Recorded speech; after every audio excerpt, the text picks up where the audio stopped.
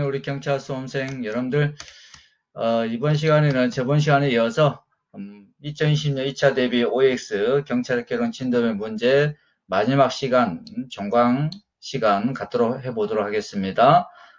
저는 더센 경찰학개론 저자 황준혁 쌤입니다. 자, 1번 문제부터 우리가 이제 살펴보도록 하겠습니다. 자, 1번. 자, 방과 단체를 구성 가입 권유죄는 국가보안법 위반의 가장 기본적인 범죄 유형으로 기존의 방과 단체 구성원은 범죄 주체가 될 수 없다 땡 그랬어요. 자, 방과 단체 구성 가입 권유죄는 주체 제한이 없습니다. 그래서 방과 단체 구성 가입 권유죄는 행위 주체 제한이 없다 그랬어요. 기존의 방과 단체 구성원도 범죄를 범할 수 있습니다. 그러면은 국가보안법상 범죄 행위 주체 제한이 있는 것들 우리 두 문자로 목, 간, 자, 이특직 이렇게 암기한다 있어요. 목적 수행죄 목, 간첩죄 간, 그 다음에 자진지원죄 자, 목간자, 그 다음에 이적 단체 구성원의 허위사실 낮춰주표죄 그 다음에 특수직무유기죄 직권남용 무고납조죄 해서 이특직. 그래서 1번 틀렸고요. 2번 방과단체 구성가입, 목적수행죄, 잔입탈출죄 등은 국가보안법상 예비음모를 처벌하는 범죄 그랬죠. 예비음모를 처벌하는 범죄는 반목자, 잠편입니다. 반모자, 자진지원죄, 잠편익. 불고지죄 대상 범죄는 반목자죠. 그래서 잔입탈출죄가 틀렸습니다. 자, 불고지죄 대상 범죄는 반목자, 자진지원죄입니다. 그래서 잔입탈출죄는 예비음모는 처벌하나 불고지죄 대상 범죄는 아니다 그랬어요. 불고지죄 대상 범죄는 반목자, 자진지원죄입니다. 그래서 2번 틀렸습니다.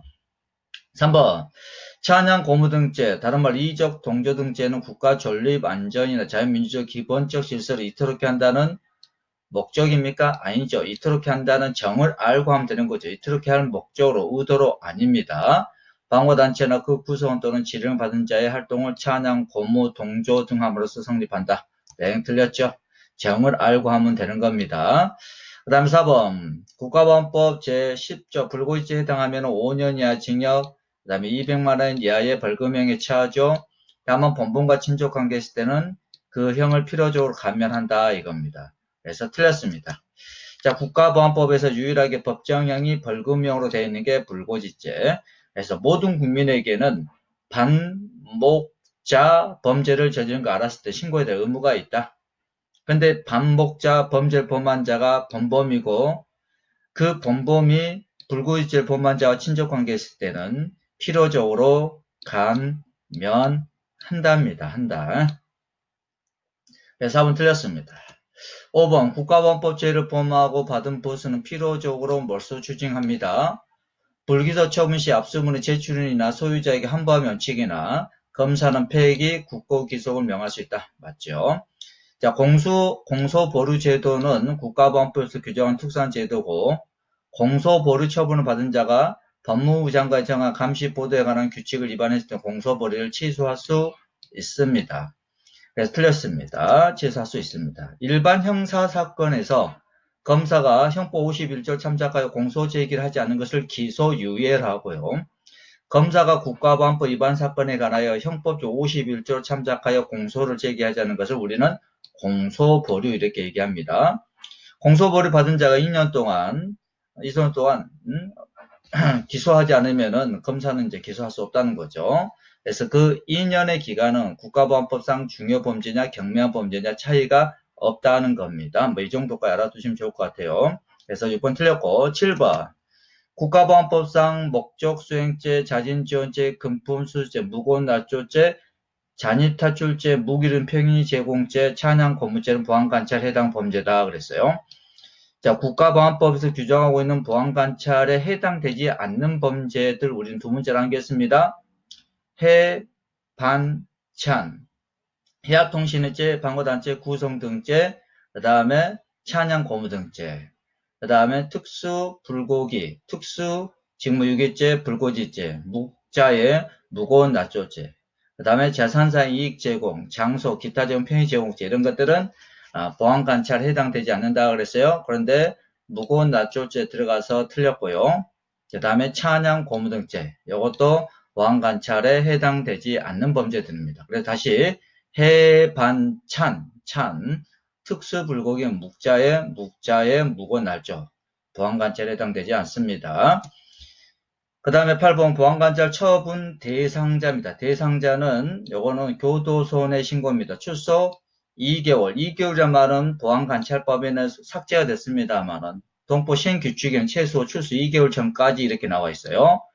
교도소 등의 장을 통해 출소 예정지 관할 서장께 신고해야 됩니다. 출소 예정지가 아니고 거주 예정지입니다. 그래서 틀렸습니다. 거주 예정지 관할 서장께 신고를 해야 된다 그랬어요. 8번 틀렸습니다. 그 다음에 9번 보안관찰 처분을 받은 자, 피보안관찰자는 보안관찰 처분 결정 고지를 받은 날부터 10일이 아니고 7일 이내입니다. 고주지 관할 집합장을 거쳐서 서장에게 피보안관찰자 신고를 해야 된다. 그래서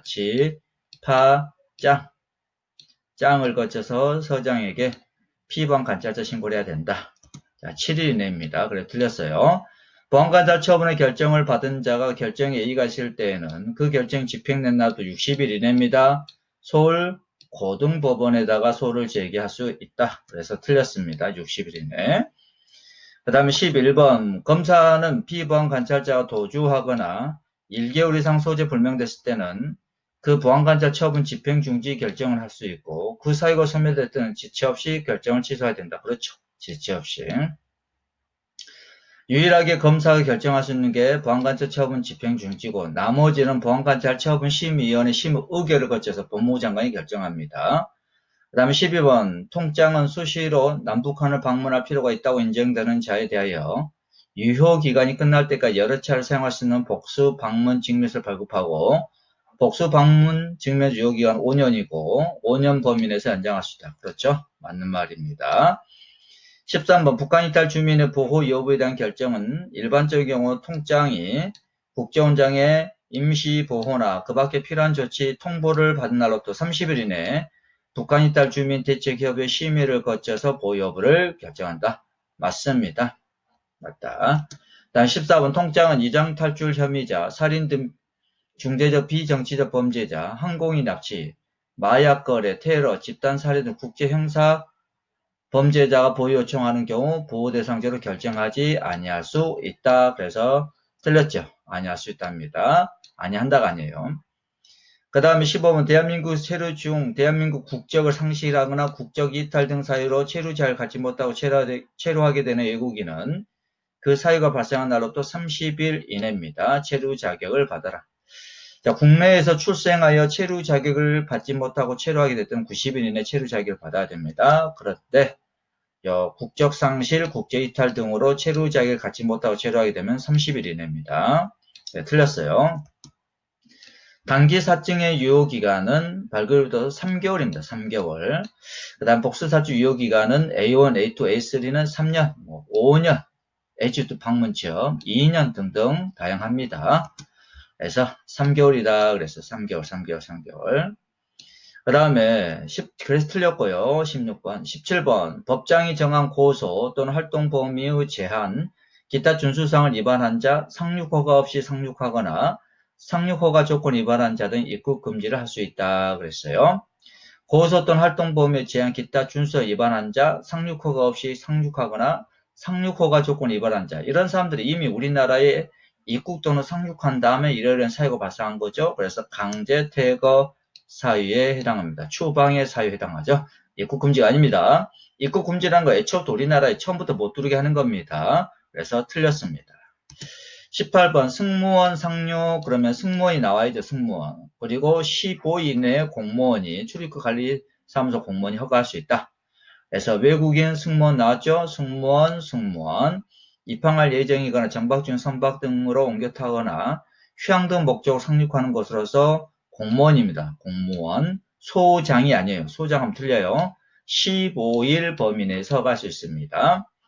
그 다음 30일 이내 허가할 수 있는 게 바로 긴급상륙, 재난상륙 이런 것들이죠. 15일 범위를 허가할 수 있고 15일 연장할 수 있습니다. 네, 틀렸고 19번 소재를 알 수 없어 기소 중지 결정이 된 사람 그랬어요. 도주 중 특별한 사유가 있어 수사 진행이 어려운 내국인 3개월 이내에 출국을 금지할 수 있습니다. 자, 우리나라 영역 밖으로 나가는 거 출국이라 하고 우리나라 국민이 우리나라 영역 밖으로 못 나가게 하는 거 출국 금지.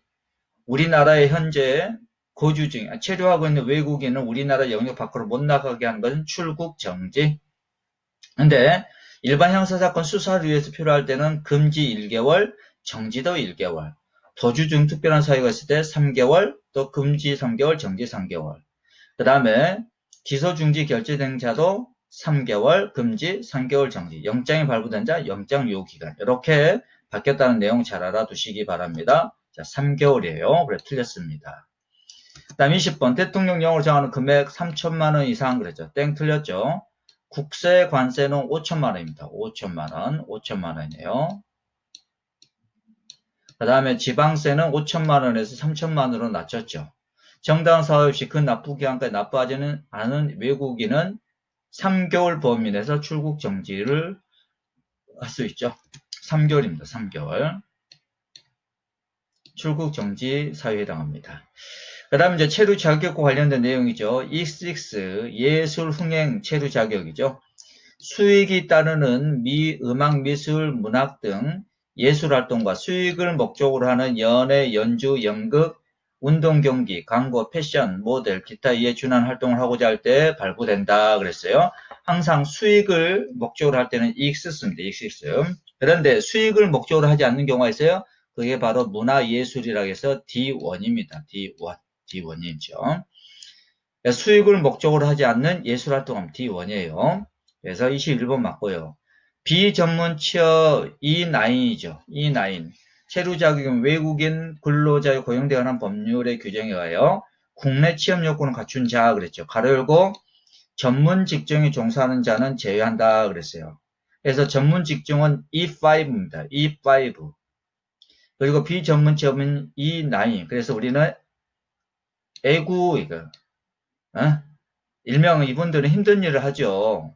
전문 직종에 종사하지 않는 일반 외국인 고용자, 근로자들은 힘든 일을 하죠. 그래서 에고 한다 해서 E9, 에구 이렇게.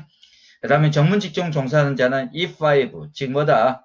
K5 타고 다닌다 이렇게 이해하시면 됩니다. 근데 여기서 제외되는 분이 E1이야, E1.